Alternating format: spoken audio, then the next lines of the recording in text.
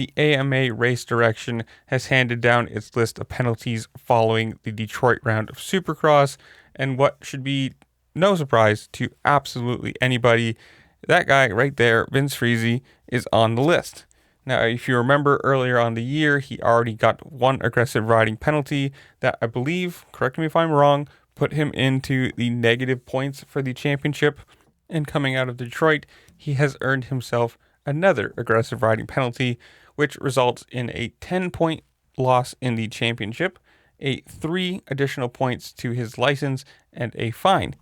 Now, if you remember, they introduced the rider's license points this year, I'm assuming to try and curb repeat offenders, people who just constantly get penalties and wash away the fines, whatever. There is his list so far, disregarding the blue flag for 2 points, aggressive riding the first time for 2, and aggressive riding the second time for 3. So he is a total of 7 points so far into the season. When you consider, what are we, round 11? So you still have 6 more rounds to go. I'm assuming he's probably going to meet these criteria for the, I don't know, you want to call them arbitrary rules or like set in stone rules, mandatory sanctions. There it is right there.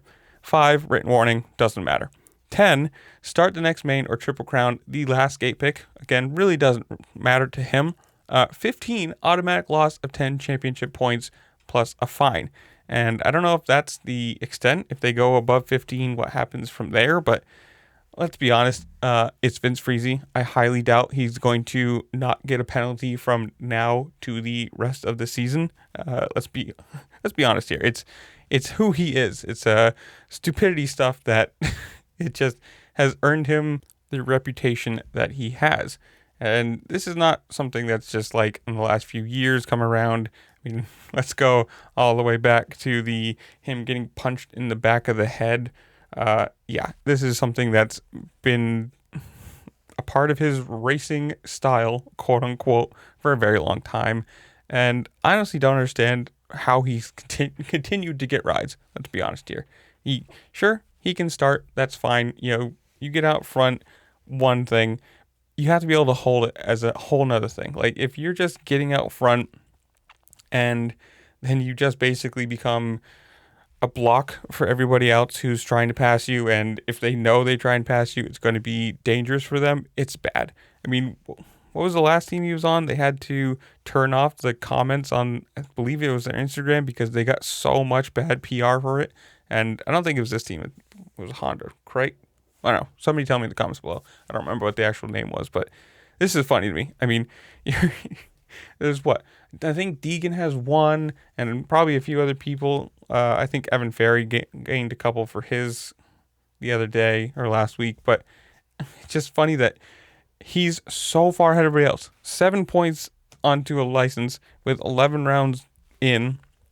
I mean, it's just, I can't wait to see what happens when he actually starts getting to like 15 or plus, because I believe these last for a full year. 365 days. So it's not like the end of this season and then they go away. It's going to be next year they roll over until the time is done.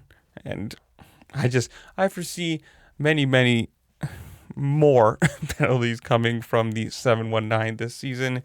But that's what I'm going to leave you guys. Comment down below. Tell me what you think. Did you like Detroit?